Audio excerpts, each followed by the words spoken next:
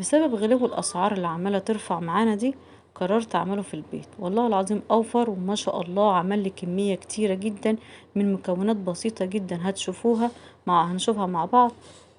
وكمان مش محتاج مقادير كتيرة ولا مكلف خالص، نسمي الله ونصلي على الحبيب وندخل نشوف عملنا ايه. بس ياريت ما تنسوش اللايك والاشتراك وتشيروا الفيديو كتير كتير عشان يوصل لكل الناس، وتعليق حلو من تعليقاتكم اللي زي العسل.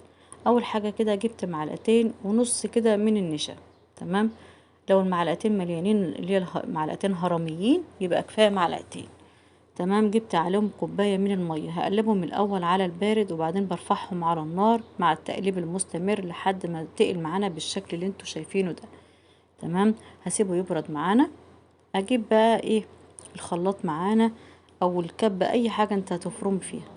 هنجيب مثلا خلاط، حطيت معلقتين كبار من الزبادي عليهم معلقتين كبار من المايونيز على بعض كده. المايونيز والزبادي هنحطهم على بعض في البولة. تمام. معلقتين كبار زبادي، معلقتين كبار مايونيز. حطيت ربع كوباية من اللبن عليهم ربع كوباية من الزيت، وياريت ما يكونش زيت تموين، يكون زيت كده اللي هو العباد او الذرة، اي زيت يكون حلو عندك. حطيت كمان نص معلقة من التوم. طبعا معلقة كبيرة فانا حطيت نص كده، يعني حوالي 5 فصوص كده من الثوم. حطيت معلقتين كبار من الخل، وهضربهم كده مع بعض ضربة كده حلوة الأول مع بعض، اخلطهم. تمام. بعد ما اختلطوا كويس جدا بنزل بقى بالنشا بتاعي، طبعا كان بارد معانا ونزلت كده بالنشا علشان النشا ده هو اللي هيربط الخليط معانا.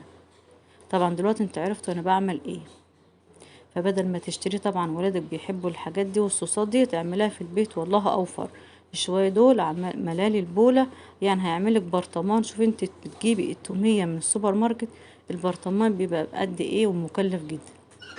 هنضربه ضربة كويس جدا لحد ما يتقل معانا بالشكل ده. لو وصلتوا معايا لحد كده يا ريت ما تنسوش اللايك والشير. ميزه وعملت لي كميه برطمان كبير، لو جبت برطمان وعبيت هتلاقيه مليان برطمان كبير. حلو جدا، سمكها حلو ولسه كمان لما تبرد بتتقل كمان. يلا جهزي السندوتشات لولادك واعمليها وبألف هنا.